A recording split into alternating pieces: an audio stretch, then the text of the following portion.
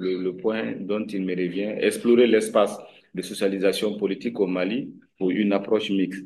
Approche mixte parce que dans nos échanges, on s'est rendu compte qu'il serait peut-être préférable d'aller vers à la fois vers une approche quantitative et une approche qualitative. Quantitative, peut-être pour pouvoir faire une sorte de sondage sur certaines thématiques, voilà, que nous allons identifier. Par exemple, comme vous avez entendu avec Miandou, il serait peut-être intéressant qu'on puisse se faire, le sondage puisse nous dire, voilà, quelles sont les formes de participation au Mali. Essayer de dire un peu la pertinence d'aller vers les deux approches parce qu'il y a des questions qui méritent voilà, de faire un sondage, mais il y a des questions qui méritent d'avoir des discussions approfondies avec les acteurs pour s'assurer de saisir, de pouvoir identifier le vrai sens que les acteurs tentent de donner à leur action. Donc, pour aller dans une sorte de compréhension profonde, on a estimé que les entretiens individuels ou même parfois de focus group peuvent être utiles pour nous permettre de couvrir largement les différentes thématiques. Mais aussi, on s'est dit, avant peut-être euh, d'investiguer cette question, il est aussi important de pouvoir voir comment les acteurs même s'approprient les concepts. Par exemple, comme Gilles le disait tout à l'heure, le mot politique, vous allez voir que le concept est peut-être utilisé et peut avoir d'autres connotations en sénoufo, en mianka ou en sonrail qui soient un peu différents de ce qu'on pourrait donner comme premier sens en français. Et ce qui fait que parfois, on se rend compte que l'enquêté nous donne des réponses qui ne sont pas forcément de façon, qui ne collent pas peut-être avec ce qu'on avait voulu euh, peut-être qui nous donne comme on n'impose pas de réponse, mais je veux dire que parfois le concept n'est pas compris par l'enquêté de la même façon que le chercheur. Donc, pour éviter ça, il y a cette idée-là de travailler d'abord sur le concept avec auprès des enquêtés, essayer de voir les degrés d'appropriation de ce concept et de voir même peut-être pour les entretiens à proprement dit, comment peut-être réajuster cette question conceptuelle. Moi, je l'ai appris à mes dépens parce que dans une enquête sur la démocratie, ceux qui disaient qu'ils ne veulent pas de la démocratie, voilà, parfois je me suis rendu compte qu'ils demandaient de la démocratie. Bon, voilà. Parce que quand ils disent qu'il faut que la population soit plus impliquée, ils disent qu'il faut que les décisions soient plus larges. Quand ils disent qu'il faut que, voilà. Donc, finalement, les demandes posées étaient, voilà, allaient dans ce sens. Donc, avec Gilles et Fatoumata, on a eu cette discussion de faire ce travail conceptuel. Et donc, finalement, pour aboutir, où est-ce qu'il faut maintenant investiguer? Où est-ce qu'il faut investiguer? Ce qui nous a amené à choisir des zones. Et donc, on est resté dans le découpage, ce que je veux dire, appeler découpage classique. Donc, quand je dis Sikasso, ce n'est pas le nouveau découpage qui nous donne, je crois, 19 ou 20 régions, mais c'est Sikasso d'antan, quoi, qui comprend Bougouni, qui comprend Koutiala, etc. Et chaque zone a sa spécificité et c'est ce que je vais essayer d'avancer. Par exemple, quand nous prenons Bamako, Bamako est la capitale du Mali. Bamako est la capitale du Mali, mais au-delà d'être la capitale d'un point de vue politique, en fait, c'est la plus grande concentration de population en termes de milieu urbain. Donc, Bamako représente 56,4% de la population urbaine au Mali. Donc, c'est pour dire que en termes de population, c'est vraiment un espace particulier. Voilà. Et Bamako est aussi le centre économique du Mali. Pratiquement les grandes sociétés industrielles, comment dire, commerciales, les banques, etc., sont tous leurs sièges à Bamako. C'est aussi la ville où vous avez la concentration des grandes administrations, parce que le pouvoir politique y est installé. Mais c'est aussi cet espace où vous avez les sièges des grandes organisations de la société civile. Donc, Bamako aussi est cet espace de concentration de ces acteurs. Donc, a priori, on pourrait penser que, surtout que aussi c'est la ville où pratiquement tout ce qu'on appelle les révolutions au Mali sont parties. Quand on prend 91, même bien avant ça, quand on prend les mouvements, les contestations du franc CFA qui ont fini par conduire à la chute de l'eau, c'est parti de Bamako. Bon, quand on prend aussi 91, ça part de Bamako. Voilà, les manifestations qui ont paralysé la ville, etc. Récemment, en 2020, avec le M5 RFP, c'est Bamako. Mais bizarrement, par exemple, on va voir qu'à Bamako, c'est la zone urbaine qui enregistre, si on prend Bamako comme une région, c'est la région qui a la plus faible taux de participation électorale. Donc, ça fait quand même une belle contradiction. Dernièrement, en 2020, le législatif de Bamako a enregistré le plus faible taux avec 13,17% de participation. Donc, c'est assez faible. Mais pourtant, d'un autre coin, a priori, on voit que c'est la ville où toutes les mobilisations partent. Voilà. Ça nous permet d'interroger, et justement, à part de Bamako déjà, les formes de participation et de voir que l'élection, voilà.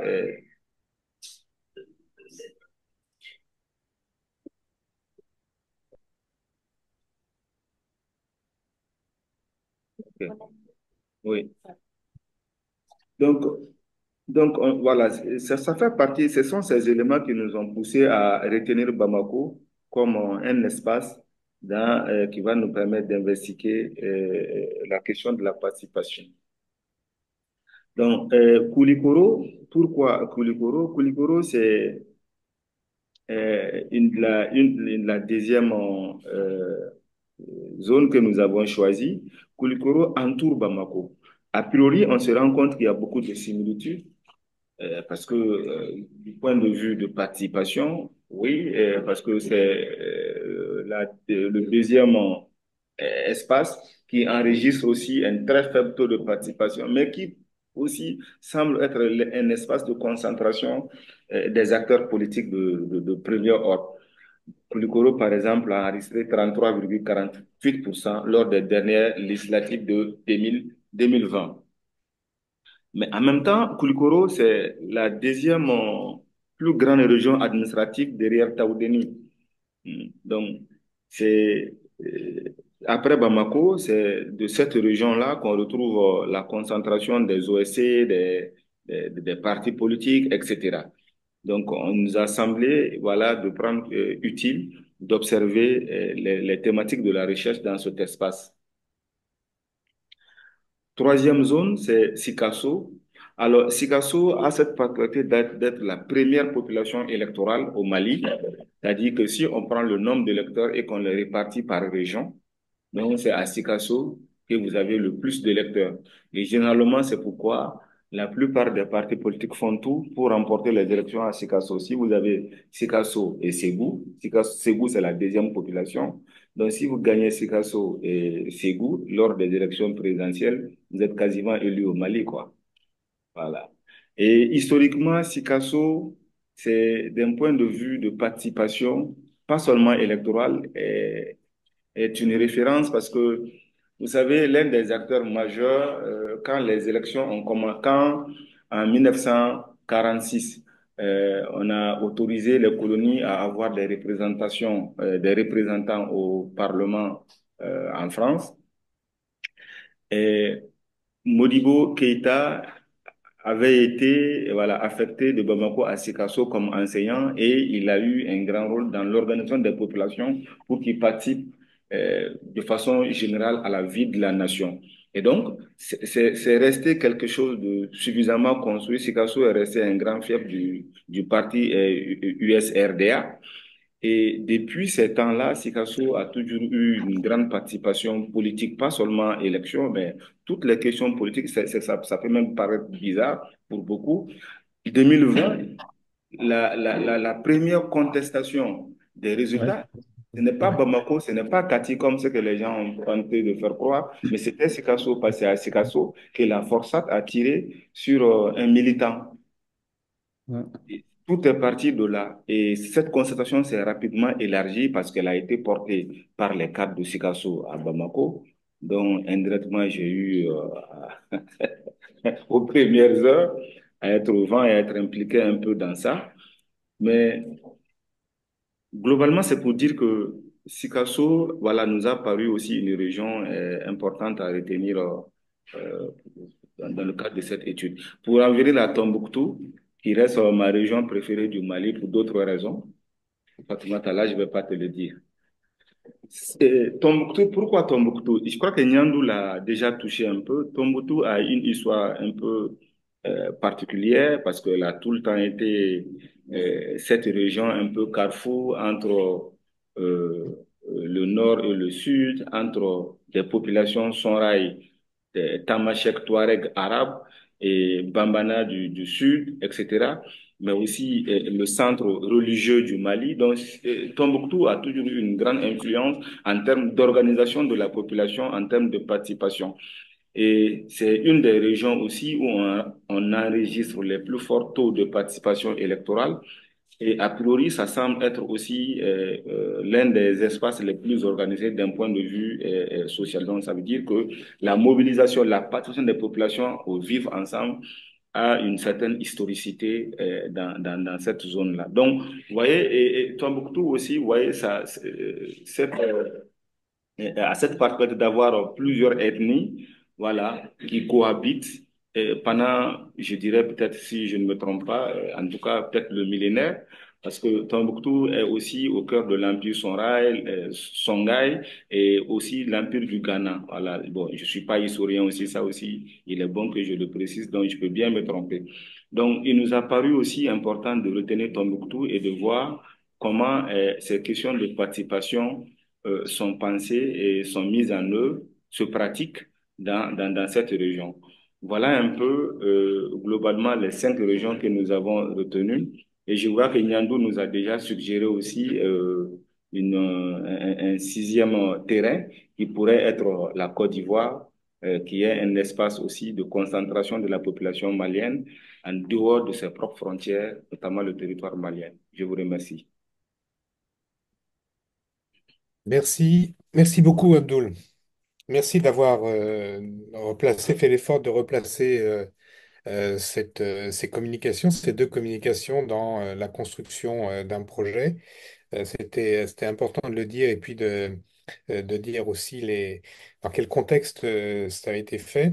Je réagis très rapidement sur les deux principaux points que tu as développés. D'abord sur l'approche mixte. On en parlait ce matin au Conseil de labo précisément avec Sandrine. Qualitatif, quantitatif, les choses ne s'opposent pas. Effectivement, les approches ne s'opposent pas, mais en revanche, les dispositifs sont très différents en termes de temps, d'espace, etc. Et donc, l'option qu'on a arrêtée effectivement dans ce projet a été de faire un peu une sorte de mise au point conceptuelle pour savoir quels sont les mots-clés, les items qu'on utilise dans les enquêtes à grande échelle.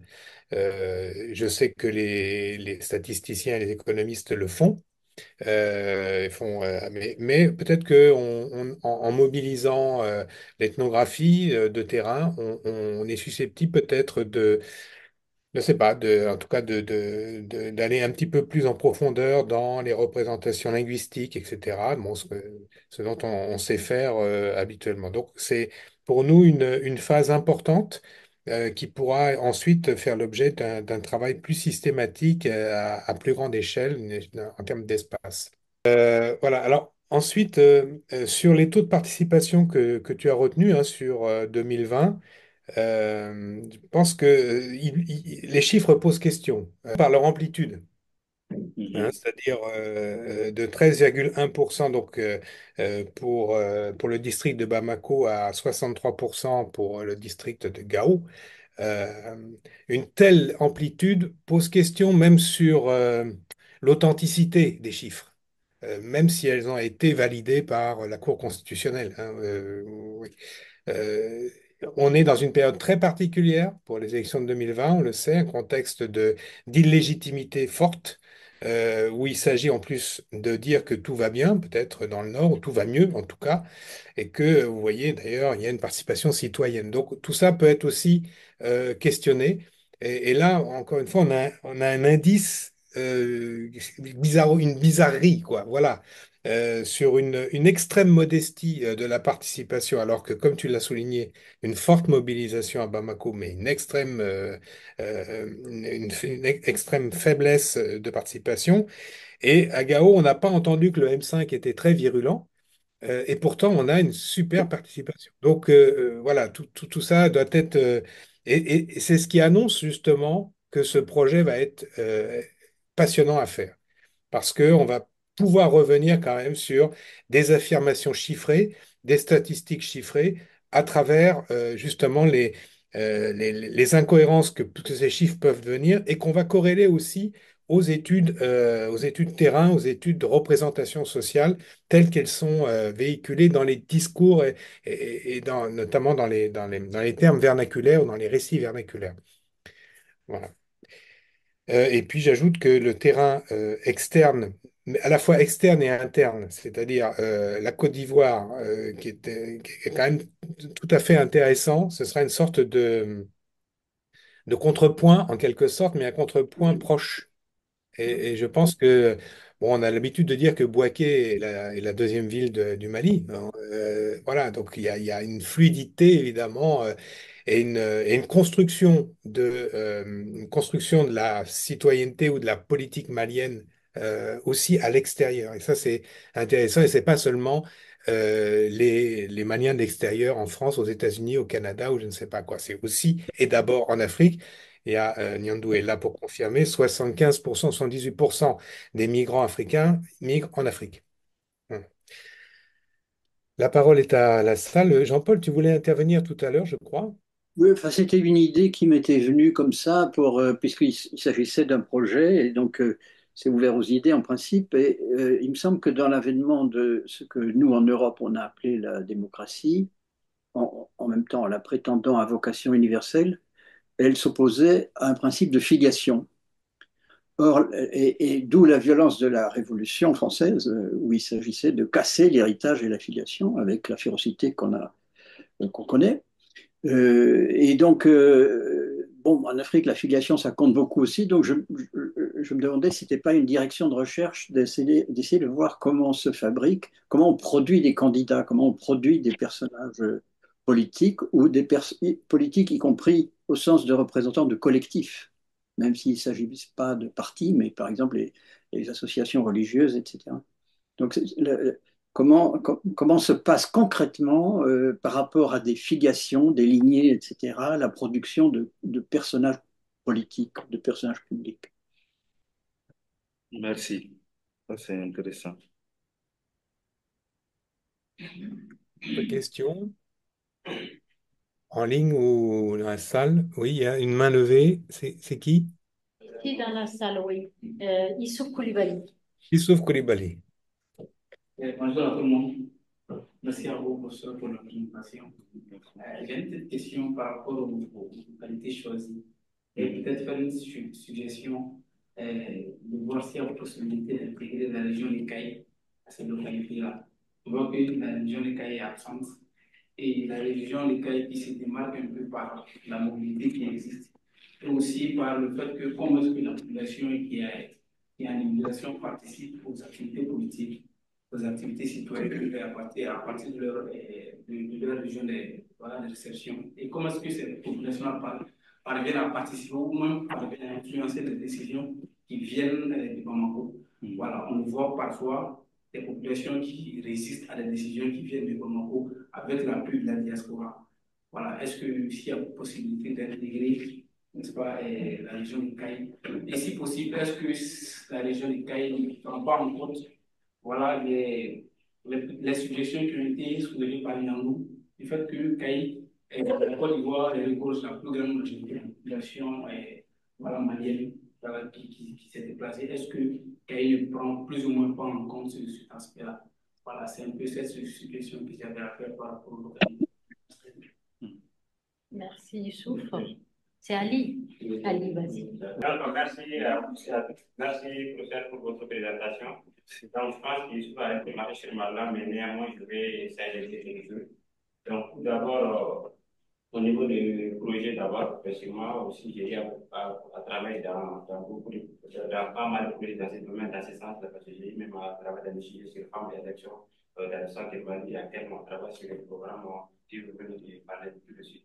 Donc, néanmoins, j'aimerais, dans vos questionnements, de voir si possible, vous avez pris en compte qui pense à la population, qui pense à la participation des femmes dans les mouvements politiques d'abord, parce qu'il faut vraiment que les gens soient ça d'abord.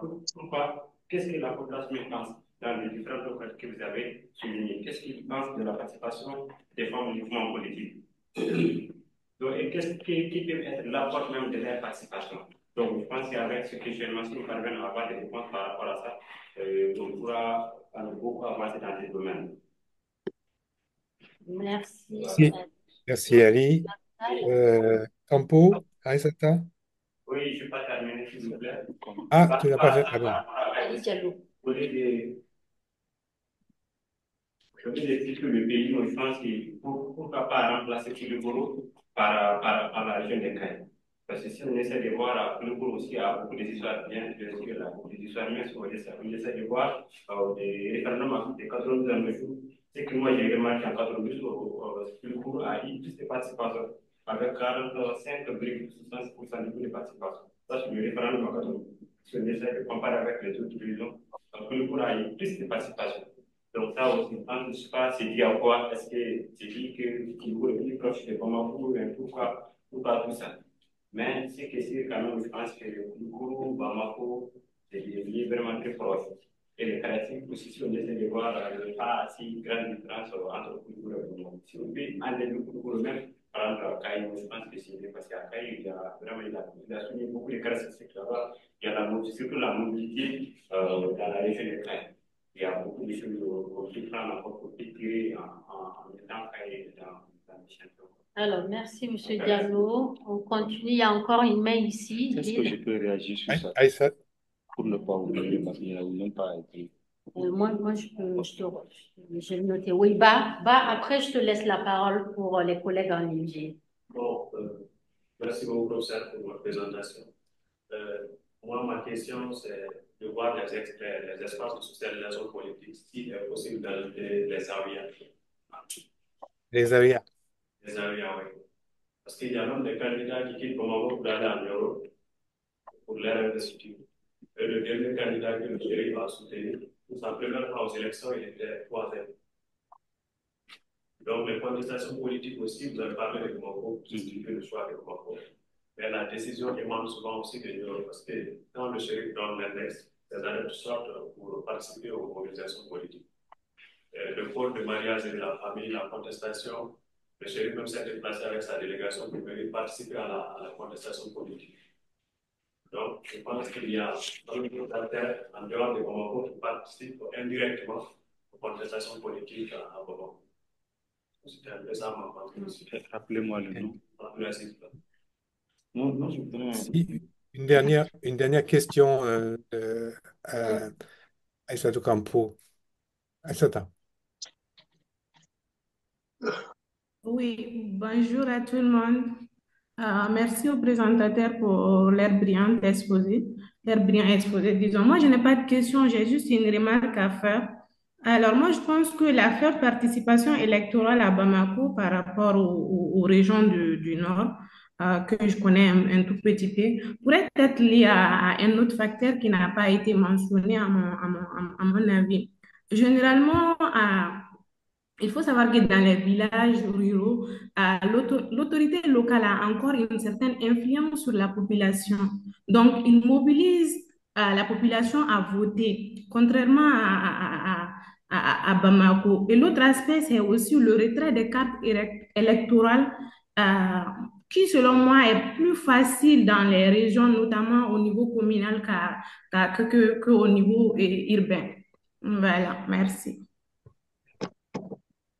Merci, Campo. Très intéressante remarque. Abdoul, je te laisse. Tu as en tête toutes les questions? Oui, je suis sûr que je me fais assister par une grande assistante. Ah, c'est ça. Là, On a des questions. Merci. Mais il y a le recteur qui voulait réagir, je crois. Non, non. Oui, bon. En fait, Mhm. moi, j'ai deux petits problèmes par rapport la notion d'espace de socialisation. Voilà, est-ce que, en ce qui concerne votre présentation, est-ce qu'il faille se limiter à ce que j'appelle les territoires, hein? Voilà, quand on dit Bamako, Koulikoro, Sikasso, voilà, pour moi, la notion de territoire intervient. Ou bien que dans ces territoires-là, qu'il faille choisir simplement des cadres de socialisation qui existent. Comme dans la première communication, nous avons vu cela avec Monsieur Touré. Savoir les grains, c'est-à-dire que partir de typologie de grains, parce qu'il y a des grains de jeunes, des grains de vieux, voilà, les moussotons aussi, à travers, n'est-ce pas, ces typologies-là, procéder à cette interrogation. Donc, c'est le premier problème que j'ai avec la notion d'espace de socialisation. Même, en fait, même quand on parle de la notion de territoire, les endroits que vous avez choisis là, ce sont des terrains urbains. Oui. Voilà. Or, il y a des terrains, n'est-ce pas, ruraux. Oui. Or, on sait qu'aujourd'hui, si on doit analyser, en tout cas, en termes de participation politique, la démocratie, quand même, c'est un processus de recomposition politique qui vient se greffer à une légitimité politique et morale dans les zones rurales. Donc, légitimité politique et morale avec laquelle elle doit jouer, sans nul doute. Donc, ça peut poser, n'est-ce pas, énormément de contradictions. D'ailleurs, la notion de politique, dans beaucoup de milieux ruraux, est perçue comme étant une activité, en tout cas, qui est sans vertu, ou dans laquelle règnent, par exemple, des vices comme le mensonge, la duperie, etc., etc., la violence même, et puis, n'est-ce pas, la corruption.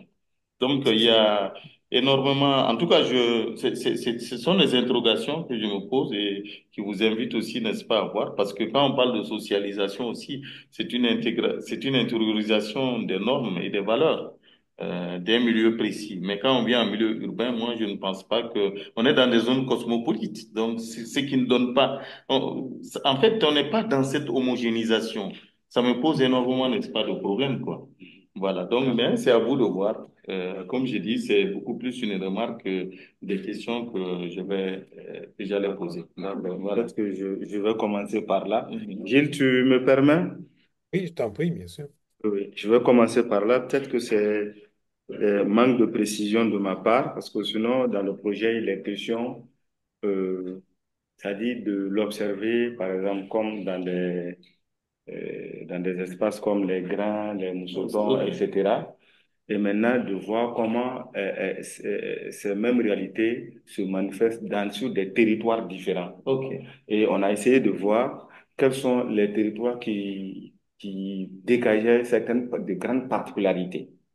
Et sur ça qu'on a essayé de voir Bamako, Sikasso, voilà, avec ces critères-là, voilà, qu'est-ce qu'on va avoir dans l'espace qui est un peu une sorte de caisse de résonance qui est Bamako, voilà, qui se démarque de Tombouctou, Tombouctou qui est vraiment là où on a presque tout le Mali aussi, quoi. Voilà, cette diversité. Et d'ailleurs, même dans les causeries avec Nyandou, on se demandait, et c'est mieux dit aujourd'hui par, je crois que c'est Jean-Paul, c'est ça? Jean-Paul, oui. Oui, c'est Jean-Paul. C'était une des discussions en off. Voilà, d'où viennent les leaders, comment ça se construisait. On se posait parfois ces questions-là, mais c'est vrai qu'on ne l'a pas reproduit dans le projet, mais c'était une de nos discussions. Voilà, quel rôle était joué un peu par les légitimités traditionnelles. Dans certains milieux, ça reste vrai. Par exemple, quand vous êtes à Kidal, si vous n'êtes pas de certaines familles, voilà, c'est pas évident d'être candidat. Et ça me fait rebondir sur la question Peut-être avant la question, Oui. je vais juste compléter, D'accord, allez-y, apporter une précision par rapport au choix du territoire. C'est ça. Le choix du territoire ou le choix des territoires a été fait en fonction de la demande du bailleur. Parce que le projet a été soumis à un bailleur. C'est ça. Et le bailleur demandait 3 territoires plus le district de Bamako. Donc, on était obligé justement d'aller dans ce sens-là pour respecter justement la conformité par rapport à l'appel à projet. Et du coup, dans le cadre d'une reformulation des choses, parce que ça va être élargi sur peut-être l'ensemble du pays, l'idée, c'est aller sur un comparatisme espace urbain, espace rural. Exactement. Justement pour avoir la matière à penser et analyser au plus près les informations par rapport à ces espaces de socialisation. Désolée, hein, les 2 collègues, je ne voulais pas intervenir aujourd'hui. Merci. Il fallait quand même repréciser ça. Oui, c'est vrai, cette double dimension espace rural et urbain est là. Et je remercie une fois de plus Fatoumata qui avait, dans les discussions, insisté sur cet aspect-là et on l'avait intégré dans le projet aussi. Donc, c'est un peu ça, recteur. Pour revenir, oui, CAI. Moi, quand on me parle de CAI, je trouve que CAI, c'est effectivement un terrain intéressant, mais pour d'autres critères, par exemple. La critère de la stratification sociale, elle est très forte à CAI. Est-ce que cette stratification sociale influence d'une façon ou non, positivement ou négativement, sur la participation politique? Ou même, est-ce que c'est le facteur autour duquel se construit la participation voilà, politique? Bon, il y a beaucoup d'années de cela, j'ai été confronté à ça. Mais ça, c'est le monde de la société civile où il y avait un jeune de CAI très influent, mais que nos amis de CAI ne voulaient pas qu'il soit le représentant de CAI parce que il n'est pas, voilà, Natif de là. il est natif. Il n'y a pas Horon. Voilà, donc il n'est pas non. C'était ça le souci. Bon, voilà, mais ça, c'est mes expériences personnelles. Donc, je pense que CAI, voilà, ça peut faire terrain utile aussi. Mais bon, ça Abdul, fait. Abdul, si je peux me permettre à propos de Kai, merci quand même d'avoir souligné ça. La discussion qu'on avait eue dans la préparation, dans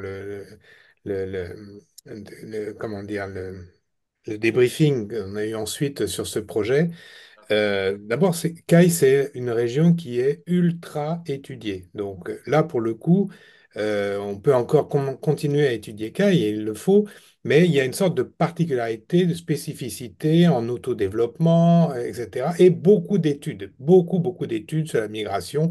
Je pense que Nyandou pourrait en témoigner. Et donc, on a un petit peu choisi aussi de se dire, bon, il faut quand même aller voir des régions où, justement, il y a quand même beaucoup moins de travaux. Bon, sur Sikasso, il y a des travaux, mais sur Koulikoro, par exemple, dont on parlait, qui n'est pas la ville enfin, qui n'est pas Koulikoro-ville, mais qui est la région administrative de Koulikoro, hein, qui est le champ, qui est beaucoup moins étudié de ce point de vue. Voilà, donc ça a été des arbitrages qu'on a fait au moment de répondre au projet, mais qui sont susceptibles d'être discutés. Parce que l'avantage de CAI, c'est que on a tout à l'heure, Marc soulignait des travaux qui avaient été faits par Dial et par notamment Nimic, le projet Nimic auquel certains de nos masterants ont participé sur les nouvelles significations de la migration et des réimplantations de la migration dans la région de Caille. Donc, il y a effectivement, avec des transferts politiques et des transferts d'idéologie, de mobilisation, etc. Donc, beaucoup de choses ont déjà été faites sur Caille. Et donc, ça veut dire quoi? Ça veut dire qu'on va prendre en compte les travaux qui ont été faits sur Caille, mais qu'il n'est peut-être pas nécessaire à nouveau d'investir un terrain aussi important que les autres terrains. Voilà, c'était un peu ça l'idée. Excuse-moi, hein, Non, Abdul. non, mais c'est bien parce que comme je n'étais pas là, j'ai pas passé par cette phase. Il est bon que tu le rappelles, cette précision soit apportée. Voilà. Mais sinon, voilà, si il fallait prendre caille, c'est sur ces aspects-là que je voyais sa pertinence, quoi, plutôt que sur la dimension migration. La question, oui, est-ce que et l'influence, c'est-à-dire les mouvements qui se passent à Bamako, voilà, et parfois l'influence vient d'ailleurs. Je pense que Bamako, c'est ce que je disais, en fait, avec le fait que c'est le lieu du siège du pouvoir politique, c'est le lieu de l'intelligentsia malien parce que les universités sont concentrées à Bamako. C'est ici qu'on a la jeunesse la plus active. Donc, c'est le centre de l'économie et ça va de soi que tout bouillonne de Bamako. Mais oui, c'est vrai, les mèches peuvent être allumées ailleurs, comme c'est ce que j'ai signalé. Il dit que le, le- le- le- la remise en cause des résultats de 2020, ça n'a réellement pas commencé à Kati, comme certains peuvent le croire à première vue. C'est Sikasso. Voilà, parce que la Forçat est intervenue en premier lieu à Sikasso et a tiré sur des civils dont il y a eu mort. Et c'est à partir de là que les gens se sont organisés, ont commencé à... Voilà. Et ils ont remonté ça à Bamako. C'est ce qui s'est passé. Voilà. C'est vrai. Bon, c'est pour dire que oui, on comprend que Bamako est alimenté, mais ça reste quand même cet espace-là. Donc, dont il faut qu'on tienne compte. Et puis, bon, peut-être que l'influence des uns et des autres, peut-être parfois n'est pas à... Il faut pas peut-être parfois les surestimer parce que ce sont comment dirais-je, c'est aussi une lutte politique, hein. Voilà, les acteurs cherchent à être aussi influents pour pouvoir accéder à des ressources, parfois des ressources financières, mais à travers des postes de représentation et qui leur permettent d'exercer certaines, voilà, visions. Bon. Euh, je crois que là, j'ai réagi globalement aux différentes questions que j'ai pu noter, parce que certaines interventions ne sont pas des questions pour moi, je les note. Par exemple, Gilles a parlé de la précision conceptuelle, oui, c'est ce que j'avais essayé de dire en d'autres termes, il s'agit de ça. Et je prends note aussi de la proposition de Jean-Paul Colin, et aussi, voilà, les autres, je les prends pour des observations dont j'ai noté et on verra comment est-ce qu'on peut enrichir le document à partir de vos observations. Je pense qu'il y a des questions, excuse-moi, il y a des questions en ligne, Danziné. Il y a des questions en ligne, tu peux les lire. Ah, ok. Ouais. 16 mars. C'est Ibrahim Abdou. Moi, pour la région de Toronto, est-ce que vous tenez compte des groupes armés comme potentiel espace de fabrique politique qui permettent à certains acteurs de convertir le capital du métier des armes en influence politique et vice-versa?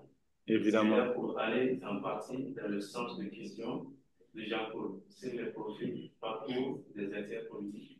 Oui, et naturellement, on a vu que effectivement les acteurs politiques, les groupes armés ont transformé leur poids acquis sur le terrain en un capital économique et politique. Certaines personnes ont été élues en 2013 députés de la région de Kidal. On le sait. Sans cette crise sécuritaire, ces gens n'auront jamais été élus. Bon, maintenant, est-ce que ça va être aisé de travailler avec ces acteurs-là?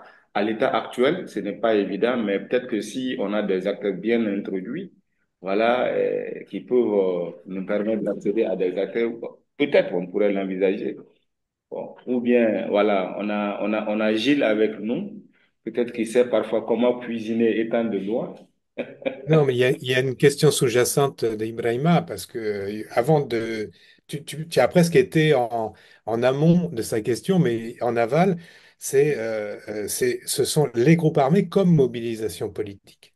Oui, Ça, d'accord. c'est une discussion enfin, c'est une approche qu'on ne peut pas négliger, puisque c'était l'objet d'ailleurs si tu te souviens, du forum universitaire de Bamako qu'on avait organisé sur prendre la rue, prendre la route, prendre les armes.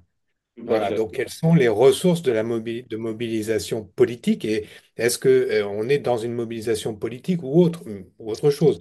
De toute évidence, on est dans une mobilisation politique, mais qui prend des formes particulières. Ce ne sont pas des formes standards des manifestations, des sittings, etc. Bon, voilà. Donc je pense que sa question, elle est double.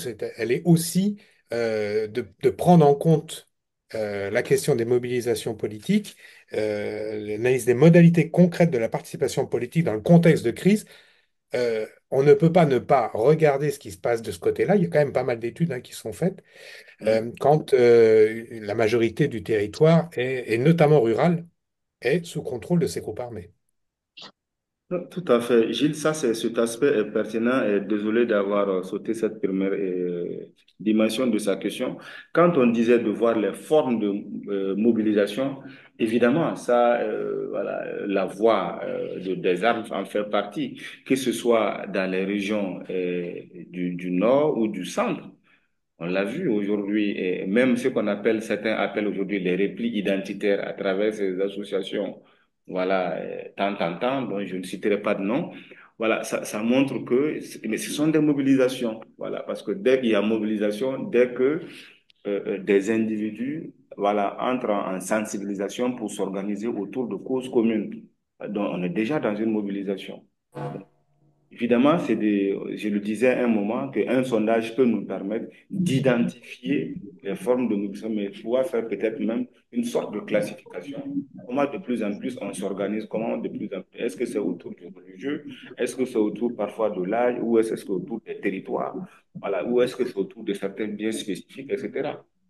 Ou est-ce que c'est seulement la conquête du pouvoir qui est le classique des partis politiques? Donc, ce qui nous amène à dépasser les cadres classiques d'organisation ou peut-être de mobilisation. Donc, oui, sur ce point-là, vu comme ça, je suis tout à fait d'accord avec lui. Ça renvoie aussi à la question de Jean-Paul sur la production du personnel politique. Si on questionne qu'est-ce que c'est que l'action politique ou concrètement, et qu'on intègre à ça malgré tout la question des armes, c'est-à-dire les régimes de légitimité des acteurs politiques. L'élection d'un côté, l'élection divine de l'autre, les armes ici, l'influence du leadership de la tradition, etc. Donc il y a beaucoup de registres de légitimité qui permettent la mobilisation ou la démobilisation. Hein. On a parlé tout à l'heure du shérif de Nioro et des AIA. Je ne sais pas si c'est une mobilisation ou une démobilisation politique. En tout cas, voilà. En tout cas, c'est une action, c'est Il y a eu clair. les deux. Il y a eu les deux. Moi aussi, je remercie beaucoup Ibrahima pour la question. Je voudrais ajouter que à la question de savoir si on prenait en compte le milieu rural et urbain, c'est qu'on a prévu pour chacune des régions ou pour chacun des territoires, pour reprendre les termes du recteur Traoré, pour chacune des régions, on a prévu un terrain à la fois en ville et dans un territoire beaucoup plus reculé ou rural. Et pour Tombouctou, la ville de Berre, stratégique à 60 km, Poudjougou en parlera mieux que nous tous ici. Donc Berre, en fait, était un fief important pour des groupes rebelles, mais pas uniquement. Et Oui. donc, la prise de Berre, il y a un peu plus d'un an, a justifié l'embargo sur Tombouctou à partir de septembre 2023 et tout. Et donc, on envisageait un terrain pour la région de Tombouctou, aussi bien dans la commune urbaine de Tombouctou, mais aussi à Berre. Bon, on se demandait encore qui ferait ce terrain, parce que Bah, il est là, c'est Abdoul. Il n'y a donc, pas de tranché, hein. on envoie On vient Abdul. là tout de suite, c'est Abdoul. Ah, c'est parfait. Et après, sur les façons d'entrer en politique, oui, je pense à plusieurs figures politiques encore au gouvernement actuellement qui ont capitalisé sur le combat antérieur en rébellion qui a justifié qu'ils soient au gouvernement et qu'ils y restent encore. Après, ouais. Donc, merci donc à Jean-Paul Colline Oui, aussi mais pour... et ce qui pose la question en fait du rôle de l'élection politique, c'est-à-dire que l'élection comme déterminant ou production des acteurs politiques, ou élection comme confirmation de quelque chose qui est déjà défini ailleurs, que ce soit dans le régionalisme, que ce soit dans le régime religieux, que ce soit, etc., etc. Donc c'est ces questions en fait qui sont charriées par la problématique du projet. Nous avons une question écrite de la part de Madi Konaté qui nous invite il dit que les données officielles des taux de participation doivent être questionnées. Pour cela, il suggère de les confronter avec celles centralisées par les partis politiques. C'est Ouais, une suggestion intéressant. pertinente. Ouais. On en prend bonne note. Et même avec celle des missions des observations électorales, parce que je sais qu'il y a des écarts énormes. Mhm. J'ai la chance depuis 2013 d'observer chaque année avec différents organismes.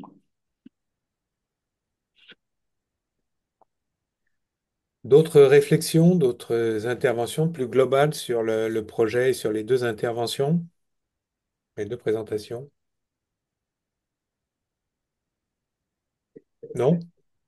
Oui, oui, il y en a, oui.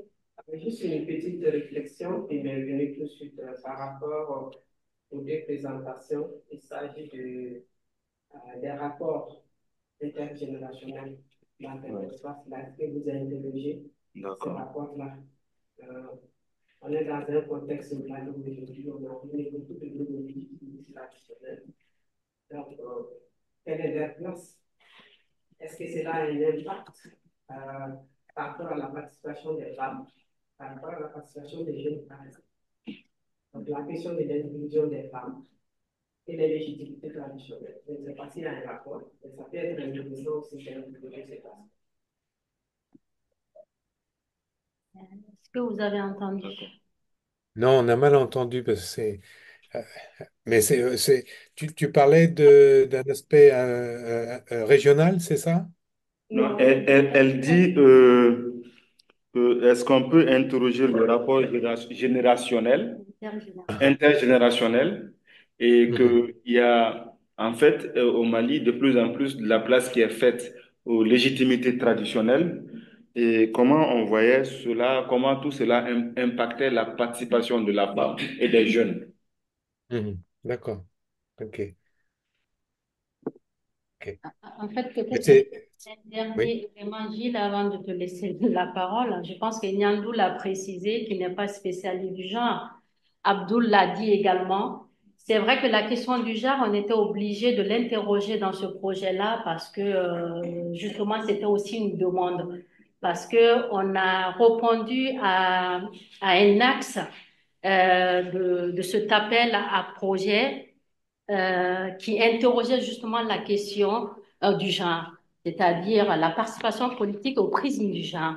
Et du coup, vu que les deux collègues interviennent sur la participation politique, la question de la démocratie, etc., on s'est dit, il y a plus de matière pour nous, au sein de Macoter, de répondre facilement à ça.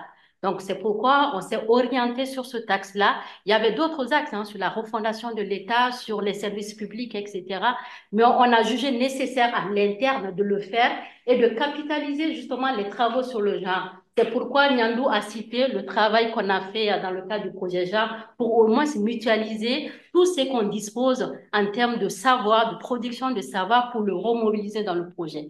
Et cet Bonjour, espace-là, j'aurais voulu savoir si je pourrais avoir un rendez-vous pour une couleur et une petite coupe. C'est Carole Donc, qui s'occupe de moi. vous pouvez éteindre votre micro. Eh Femme boum, et bien, puis est-ce que jeudi matin, merci. C'est pas mal ça. Chacun fait ses activités. C'est samedi. non, c'est pas ça. Non, Je c'était pas ça. pense pas que c'est ça. Ouais. Et du coup, cet espace-là, c'est aussi voilà, une habitude au sein de Macoter de questionner un peu, que ce soit nos objets ou les premières réflexions dans le cadre d'un projet en gestation, pour au moins avoir énormément d'informations par rapport à ces objets-là. Et aujourd'hui, moi, j'ai noté beaucoup de choses. C'est vrai que dans les premières réflexions, dans l'élaboration de ce projet-là, il y a beaucoup d'éléments et surtout la question de la construction du roman national. Nyandou, je me rappelle à Paris, on est énormément revenu là-dessus. Et il y a aussi des informations, des interrogations, des éléments aujourd'hui qui ont été abordés qui pourraient justement nous permettre de reprendre ça dans le cadre de ce projet-là. Et toutes les autres pistes de réflexion qui ont été discutées là aujourd'hui, ça nous permet que de densifier davantage ce projet de recherche qui est en cours de construction, je l'aurais dit, c'est en cours de construction, qui pourrait justement être soumis à un autre bailleur qui n'est pas le premier bailleur parce que, voilà, il y a aussi des normes en termes de cohérence où on ne souscrit pas dans le cadre de ce premier bailleur.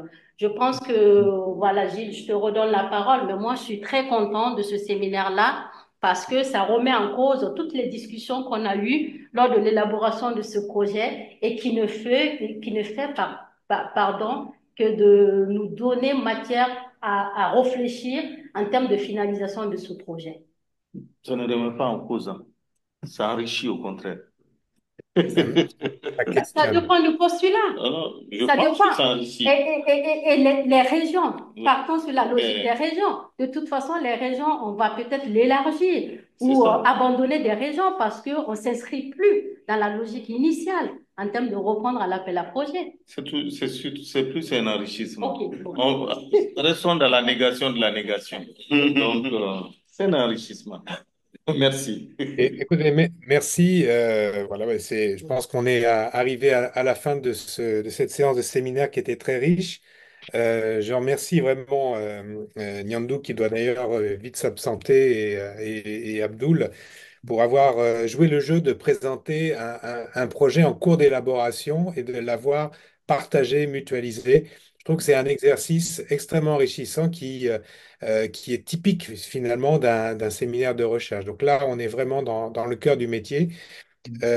Remercie aussi sur un objet de recherche qui ne prétend pas partir de certitude, hein.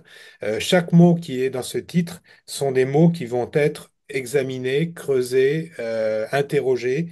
On a parlé de territoire, de région, de territoire. On peut parler aussi de terroir. Donc, qu'est-ce qu'on va dire exactement? Qu'est-ce qu'on va retenir comme entité spatiale? Est-ce que ce sera identitaire, géographique, administratif, etc. Donc tout ça a un sens.